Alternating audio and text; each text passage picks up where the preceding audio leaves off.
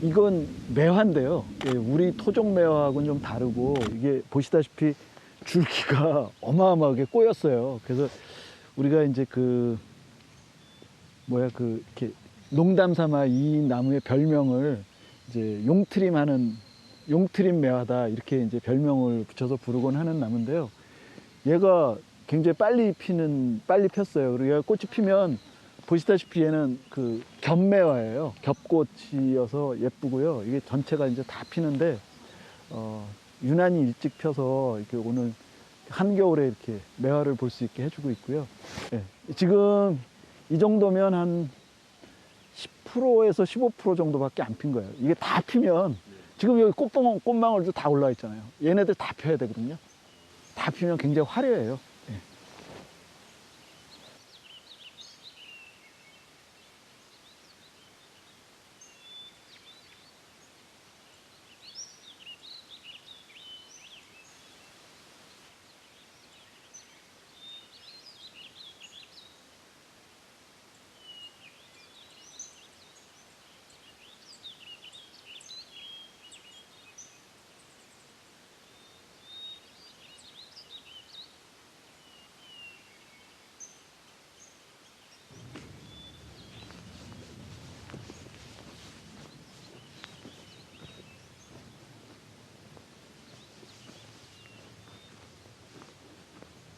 이 나무는 70년대, 여기 보면 우리 표찰에 보면 1977년에 이 자리에 심은 나무예요. 근데 이 자리에 들어오기 전에 이 나무는 이란의 사막 지역에서 살던 나무였대요. 근데 이 나무가 특이한 거는 이게 가시가 굉장히 많잖아요. 근데 우리나라에 있는 주염나무도 사실은 가시가 굉장히 많은 나무예요. 근데 이 가시는 원래부터 가시로 나는 경우는 없고요. 가시는 나무의 조직 중에 세 가지가 가시로 변해요. 그 세 가지가 뭐냐면 나무의 껍질, 그러니까 숲이라고 얘기하죠. 나무의 껍질이 가시로 변하거나, 아니면 잎사귀가 가시로 변하거나, 아니면 나무 가지가 가시로 변하거나, 이렇게 세 가지가 이제 가시로 변하는데, 가시로 변하는 데는 이유가 있을 겁니다. 도대체 왜 변하는가? 근데 이해하기 쉽게 당연한 게 뭐냐면 뭔가 자기를 보호할 일이 있기 때문이다라고 생각하면 쉽거든요. 상식적으로 생각하는 게 맞는 건데, 이 나무가 특이한 건 뭐냐면 아래서부터 이렇게 무성하게 가시를 달고 있다가 이렇게 쭉 올라가다 보면 어느 부분까지 딱 가시가 있다가 그 위로는 가시가 전혀 없어요. 예, 아주 미끈하게 이렇게 나 있거든요. 그러니까 미끈하게 난 거는 뭐냐면 자기가 보호해야 될 자리라는 거죠. 그럼 뭐로부터 보호해야 되냐? 저 높이가 뭐냐면 바로 이 나무가 피해야 될 이란의 사막 지역에서 많이 살고 있는 낙타의 주둥아리 높이인 거예요. 그러니까 낙타만 피하면 되는 거죠, 얘는. 예, 그래서 여기가 자기 잎사귀를 냈는데 낙타가 다 뜯어먹으면 자기가 살 수가 없으니까 빨리빨리 키를 키워가지고 저 위쪽으로는 잎사귀를 무성하게 내서 광합성을 해서 양분을 만들어냈는데, 이 아래에는 잎사귀를 내봐야 낙타의 먹이가 되니까 필요가 없는 거예요. 그래서 가시를 내고 위쪽으로만 잎사귀를 내고 있는 그런 상태입니다. 근데 이 나무가 진짜 재밌는 거는 이게 1977년에 들어온 거, 여기 표찰에 77년에 들어왔다고 표시가 돼 있어요. 근데 그동안 쭉 이렇게 사실은 가시가 더 무성했어요. 근데 가시가 점점 약해지고, 심지어는 지금은 겨울이라 잎이 다 떨어졌는데 여기 요런 가지, 그다음에 여기도 있고 뭐 요런 몇몇 가지가 여기서 잎사귀가 나기 시작하는 거예요. 옛날에는 여기 가시밖에 없었는데 여기서 가지에서 잎사귀가 나요, 지금 새로. 그래서 이게 어떻게 된 일인가 이렇게 봤더니 뭐냐면 얘가 1977년부터 최근까지, 그러니까 무려 약 한 40년 정도 동안 이 자리에서 살다 보니까 낙타의 공격이 없는 거예요. 그러니까 낙타로부터 자기를 보호해야 할 필요가 없다라는 거를 얘가 알게 된 거예요. 그러다 보니까 아까 제가 뭐라고 말씀드렸냐면, 가시라는 것은 뭔가를 세 가지를 말씀드렸는데, 그 세 가지를 변화시키는 화학적인 에너지를 이용해야 되는 건데, 그 화학적인 에너지를 쓸 필요가 없다는 거를 얘가 본능적으로 알게 된 거예요. 그러니까 이제는 가시를 내지 않고 잎사귀를 내면 잎사귀가 조금이라도 광합성을 하면 자기한테 더 유리하다는 걸 알고 이제는 잎사귀를 내는 거예요. 예. 그리고 가시도 옛날만큼 그렇게 무성하지 않고. 예. 그러니까 나무들이 아무것도 모르는 것 같지만 정말 그 자기가 사는 환경이 어떤 데고 그런 거를 잘 기억하고 그런 기억 속에서 뭔가를 자기가 어떤 행동, 어떤 생태를 가져야 되겠다는 판단까지도 하는 정도의 대단한 어떤 지능적인 활동을 하고 있다는 게 이 나무를 보면 뚜렷이 느껴지는 그런 사례입니다.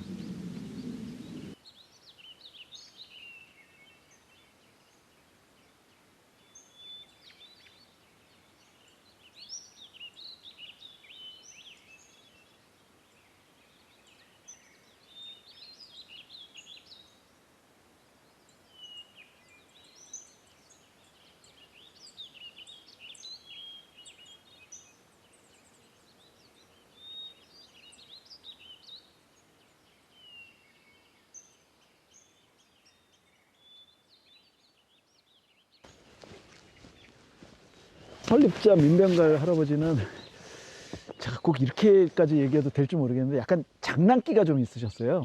그러니까 그걸 좋게 얘기하면 실험 정신 같은 게 굉장히 많았던 분이거든요.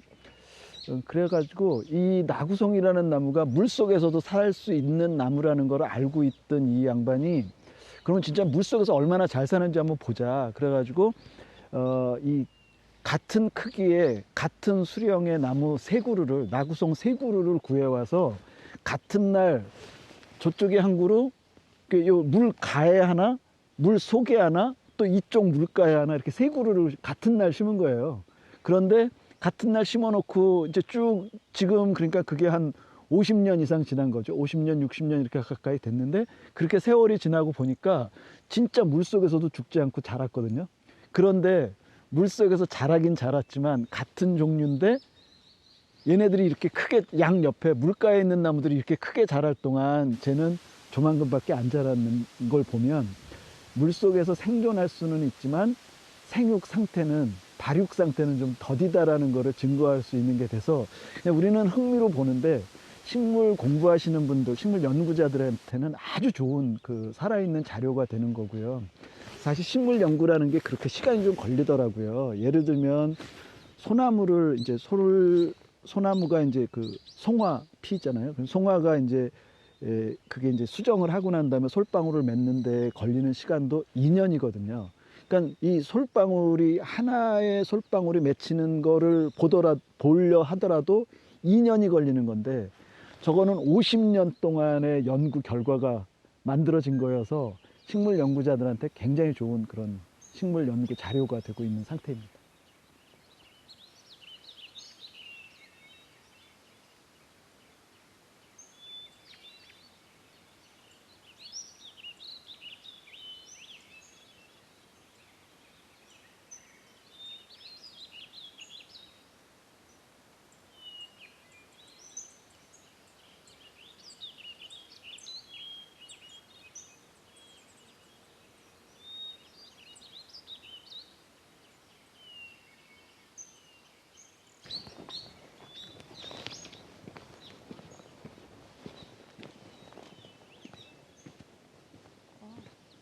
살짝 향기가 나는 것 같은데. 아 여기 펴는. 폈는데 네. 향기가 요번에 거의 안 나는 것 같아. 아직 많이 안 펴서 그래도 아까보다는 많이 나는 것 같아요. 근데 올해 왜 유난히 향기가 안 나는지 그 이유를 좀 한번. 제 짐작으로는 음, 음. 날씨가 따뜻했다가 갑자기 추워지는 바람에 네. 애들이 살짝 놀란 것 같아요. 얘네들이 네. 그 꽃봉오리가 좀 얼고 뭐 이랬었나? 그 살짝 눈 왔던 적이 있었거든요. 눈 왔었지. 네. 그래서 그때 막 봉우리가 벌어지려고 할 때 그때 아마 눈이 왔어가지고 아. 시기적으로 좀 그랬던 거 아닐까. 지금쯤에 원래 좀 활짝 폈어야 되잖아요. 근데 좀 늦게 핀 것 같아요. 근데 꽃봉오리는 굉장히 많은데? 그러니까 아직 덜 펼쳐져. 그러니까, 예. 네. 이게 다 펼쳐지면 하여튼 향기는 그렇죠. 어마어마한 거지. 네. 이쪽이 남쪽인가? 그 동서. 그러네, 여기가 남쪽이네. 그러니까 이쪽이 아무래도 해가 더 많이 드니까. 여기만 폈어. 이쪽 다 돌아봤는데. 위에도 아예 피고. 아, 그러네. 섣달납자에 매화라는 매자를 써서 이제 남매 그러는데 사실은 매화랑은 전혀 관계없는 종류의 나무인데 중국 사람들이 처음 이름 붙일 때 겨울에 피는 꽃으로 이 사람들이 매화를 먼저 떠올리고 이제 이름을 남매라고 붙인 모양이에요. 근데 그걸 그대로 우리가 받아와서 적은 건데 이게 향기가 굉장히 강한 꽃이에요. 그래서 이 향기가 강한 게 이제 이 꽃 피는 이유는 꽃을 피운 다음에 얘네들은 이제 벌나비나 어떤 매개곤충을 불러들여서 이제 수정을 해야 되는 거잖아, 그지? 아 근데 그 겨울에는 이 얘네들을 누가 수정을 해주는 거야 그러면? 바람이 해주는 거가. 아니 바람이 할 리는 없고 얘는 아마 등의 종류 어. 그런 애들이 하지 않을까 싶고요. 그래서 이제 겨울에는 아무래도 꽃이 많이 없다 보니까 곤충들이 자기가 꽃 피었다는 걸 더 알리기 위해서 향을 더 진하게 만든 게 아닐까. 그치 그치. 네. 예. 아무리 춥고 아무리 악조건이라 하더라도 살아남아서 수정을 이루어야 한다라는 목적 때문에 아주 강인한 그런 그 건강한 그런 체력을 가졌어요. 예. 바닐라 향과 닮은 거기에다가 약간 더 쌉싸름한 어때? 맞지 않아요? 네, 저는 거기에 보태서 자스민 향. 자스민? 네, 자스민 진한 자스민 맞아, 맞아, 향인데 맞아. 조금 더 단 향이 나요. 그래 달콤해 이게. 네. 예. 얘네들 얘 네. 금방 필 것 같다. 이거는 주말에 필 것 같아요. 근데 일단은 버러저의 향이 나니까. 얘도 약간 향이 없는 건 아닌데. 요건 좀 피어가지고 한번. 어. 이건 향이 나는데요? 나 맡아보세요. 네. 너무 어디? 달콤하게 돼. 약간 쌉싸름하게 진짜. 나네 이거는 네. 향이 있네. 자스민 향 같지 않으세요? 지금은 추워서 그런지 뭔가 달콤한 향보다는 쌉싸름 향이 더 강한 것 같아요. 지금은 자스민 향이다 완전히. 그죠? 바닐라 향이 완전 전혀 자스민. 아니다. 바닐라 플러스 자스민. 근데 너무 달면 약간 쓴맛 나잖아요. 맞아. 응. 딱 그런 것 같아요. 다음 주 정도 되면 향기는 기가 막히겠구만. 네, 그럴 것 같아요. 이렇게 여러 줄기로. 보통 한 줄도 안 했거든요. 아 그래? 얘가 이렇게도 잘하는 거야.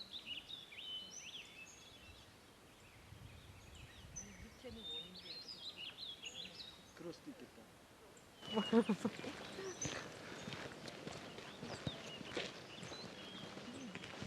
이 빅보사 얘는 언제 와서 봐도 이 뭐지 이 꽃송이가 워낙 많고 네. 지금 나는 사실 얘 볼 때마다 무슨 생각이 드냐면 지금 이 꽃송이를 보면서 얘네들이 꽃 폈을 때를 상상하면 네. 그 화려한 거를 다 이렇게 상상이 되는 그런 느낌이 들어요. 다른 목련에 비해서 좀 이르게 피는 목련 중에 하나라서 다른 목련들을 보통 일반 분들이 이렇게 생긴 목련들을 많이 보잖아요. 컵처럼 생긴 거를. 근데 얘는 손가락처럼 얇은 꽃잎들이 한 17장 정도 얇다기보다 가는. 가는 네, 가는 막 이런 식으로 막 어. 생긴 꽃들이 이렇게 폭죽 터진 것처럼 막 이렇게 달려 있으니까 좀 더 화려하게 보이는 것 같아요. 수목원에 오시는 분들이 가장 많이 사진 찍는 곳. 맞아. 네. 이게 원래 여기에 이게 없었거든. 옛날에 없었는데 그때 현미 씨나 현옥 씨 때도 없지 않았어? 네. 처음에 왔을 때? 저희 때 아마 심은 거. 근데 그때 왜 심었냐면 이게 사실은 여기서 이렇게 그 사진을 찍으면 되는데 다 여기 들어가서 찍는 거야. 들어가서. 예. 그러니까 들어가서 찍다 보니까 얘가 어떻게 됐냐면 그 굳이 사람들이 가지를 꺾은 게 아니거든. 꺾은 게 아니라 살살살 피해서 이렇게 들어가서 사진을 찍는데도 불구하고 얘가 사람들의 체온을 느껴가지고 그쪽으로 가지를 안 뻗는 거야. 쏙 이렇게 구멍이 나더라고. 그래가지고 안 되겠다 막자 그래갖고 막아놓은. 처음에는 울타리처럼 울타리만 이렇게 쫙 쳤는데 넘어 들어가더라고 다들 사람들이. 그래서 할 수 없이 이거. 좀 약해진 것 같아요. 그지? 가지도 가늘어지고 그지? 아니 봉오리도 되게 점점 커지겠지만 유독 작게 느껴지는 것 같아서. 얘 원래 작아. 근데 아니 원래 다른 목련에 비해서 작긴 작은데 더 작아졌다고? 유독 더 작게 느껴지는 것 같아요. 아, 이제 아직 더 성장하고 있는 중이라서 그렇긴 하지만 그치. 네. 응. 좀 아쉬운 마음이 들더라고요. 여기 지내보니까 보통 밖에서 보면은 핑크색이랑 흰색 목련들이 많이 있잖아요. 근데 천리포에는 색깔이 다양한 목련들이 많이 있으니까 이 빛버사가 핑크색이면서 또 손가락처럼 이런 가는 이런 꽃잎을 가진 애들이 좀 먼저 피더라고요.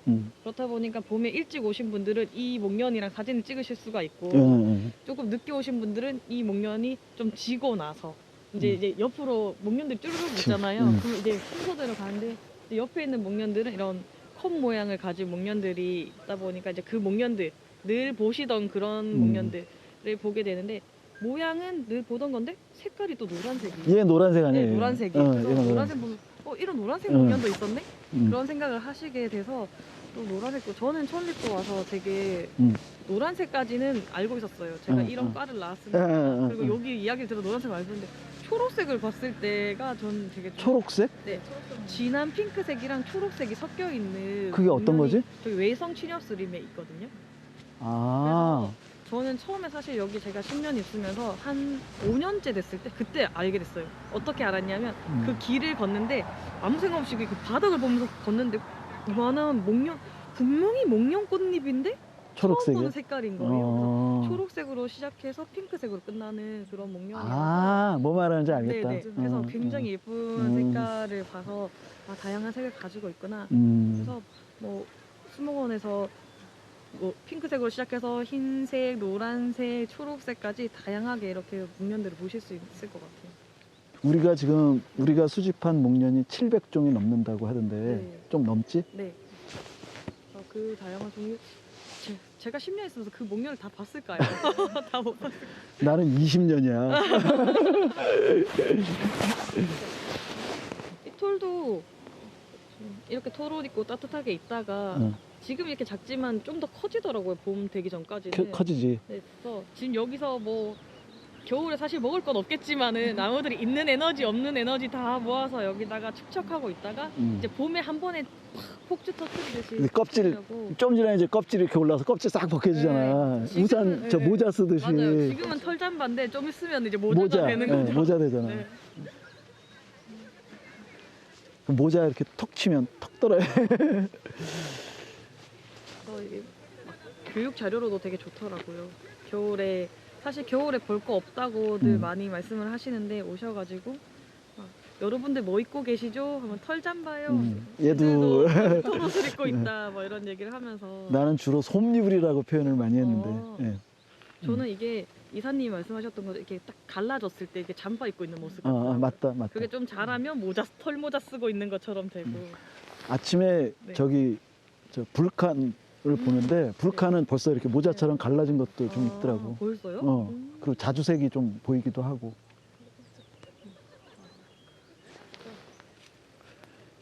겨울에도 얘네들이 이게 되게 그 5월쯤 되면 벌써 올라오기 시작하잖아. 꽃봉오리들이. 네. 5월쯤에 올라와가지고 5월, 6월, 7월, 8월, 9월 이게 하여튼 뭐 거의 1년을 있은 다음에 4월에 이제 피잖아. 그러다 보니까 이제 우리가 이제 목련 꽃봉오리가 북향화라고 그러잖아. 북으로 다 목련이 꽃을 핀다 그러잖아. 근데 그게 내가 공부하다 보니까 뭐냐면 얘네들이 이제 5월에 이제 딱 올라와가지고 계속 얘네들이 자라잖아. 자라는 동안에 이 남쪽에 있는 애들은 남쪽에 있는 이 꽃봉오리 이쪽은 잘 자라고 북쪽은 적고 하니까 자연스럽게 이렇게 기우는 거지. 네. 북쪽을 향한 게 아니더라고. 예. 그 4, 5월에 이거 피우기 위해서 얼마나 몇 개월 동안 이렇게 그러니까. 애를 쓰는지 모르겠어요. 제가 목련을 유난히 좋아해요. 근데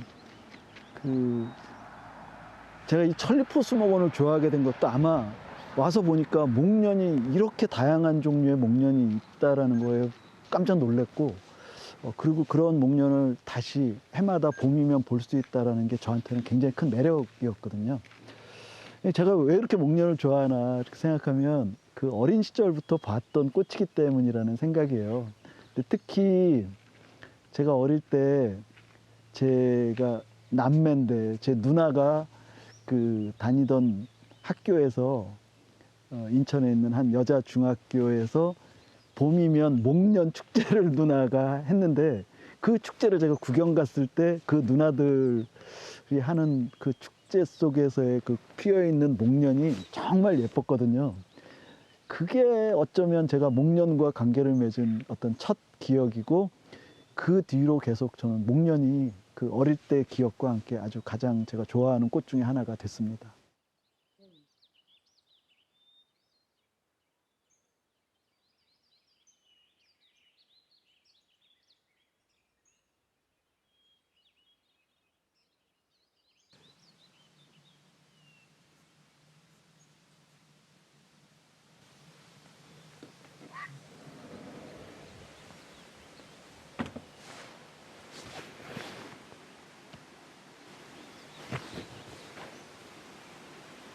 다니던 회사에 사표 내고 이 집에 바로 이 방에서 제가 2달 동안 진짜 그야말로 무의도식을 했어요. 예.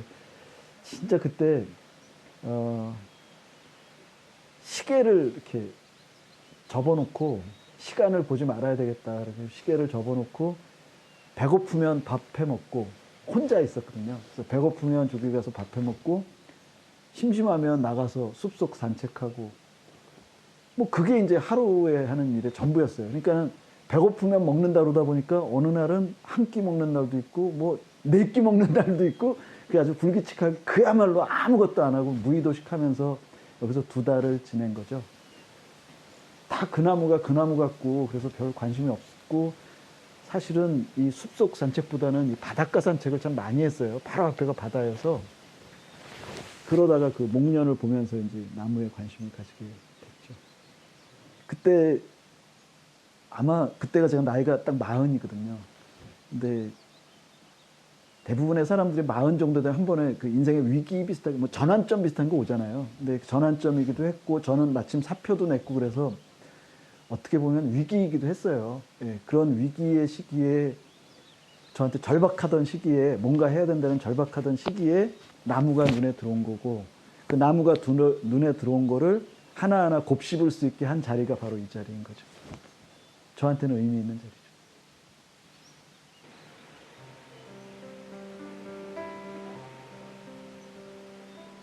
겨울에 핀 목련을 보고 제 아내한테 편지를 썼어요. 야, 이게 겨울인데 목련이 폈더라. 이게 뭔 일이냐. 이건 뭔 사연이 있는 거 아닐까? 이러면서 이제 제 아내한테 편지를 썼는데 저는 아주 길게 썼습니다.